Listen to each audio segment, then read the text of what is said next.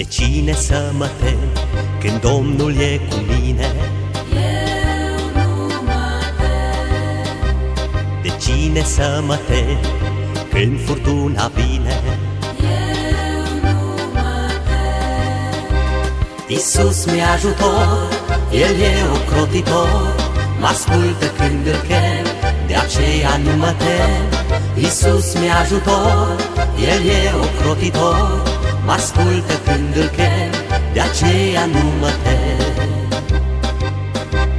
La cine să alerg când vin valul? Doar la Dumnezeu. La cine să mă rog când am necazul? Doar la Dumnezeu. Iisus mi-e ajutor, El e ocrotitor, când valuri vin și trec, doar la El alerg. Iisus mi-e ajutor, El e ocrotitor, când valuri vin și trec, doar la El alerg. Pe cine să îl laud când e rău sau bine? Doar pe Dumnezeu. Pe cine să-L slăvesc în orice vreme?